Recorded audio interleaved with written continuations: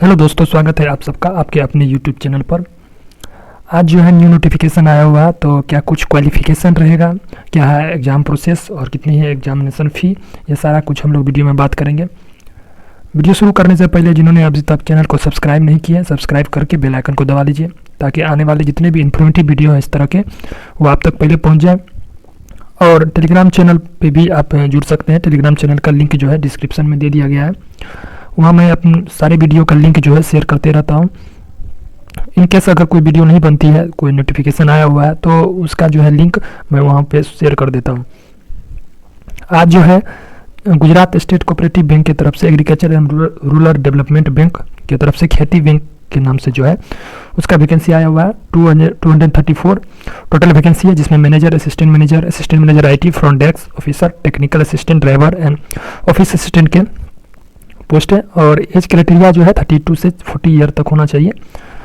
अगर है तो आप अप्लाई कर सकते हो।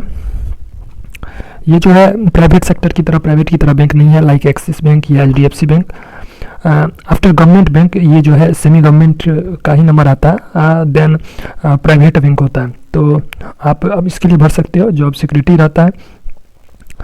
नेक्स्ट में बात करूँ तो असिस्टेंट जनरल मैनेजर के लिए 4 वैकेंसी है, और मैनेजर के लिए 22, असिस्टेंट मैनेजर के लिए 7, असिस्टेंट मैनेजर आईटी के लिए 4, और फ्रंट डेस्क ऑफिसर के लिए 100 है। टेक्निकल असिस्टेंट ड्राइवर के लिए 20 है, ऑफिस असिस्टेंट पीयून के लिए 90 है। आगे इसकी बात करूँ कि क्वालिफिकेशन क्या होगा, तो असिस्टेंट मैनेजर के लिए जो है सीए रहता है, और उसमें एक्सपीरियंस भी आपको मैंडेटरी है। और मैनेजर के लिए भी एमबीए होता है, एमबीए रहना चाहिए एचआर से, और 3 ईयर एक्सपीरियंस उसमें भी मैंडेटरी है।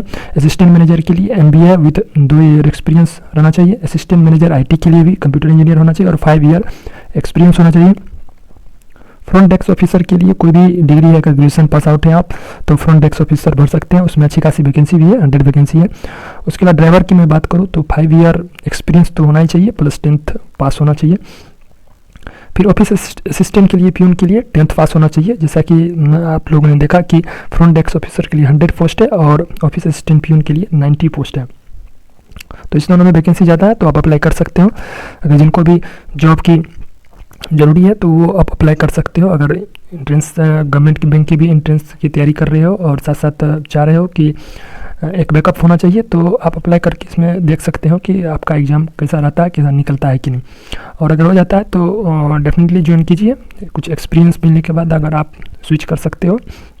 और यहाँ मैं एज लिमिट की बात करूँ तो 32 से 35 होना चाहिए असिस्टेंट जनरल मैनेजर की। मतलब अगर 32 साल से 35 साल के बीच आपका एज है तभी आप एलिजिबल है असिस्टेंट जनरल मैनेजर के लिए। मैनेजर के लिए 32 तक होना चाहिए, असिस्टेंट मैनेजर 35, और assistant IT 32, front desk officer 32, technical assistant 40 और ऑफिस असिस्टेंट पीयून के लिए 32 होना चाहिए।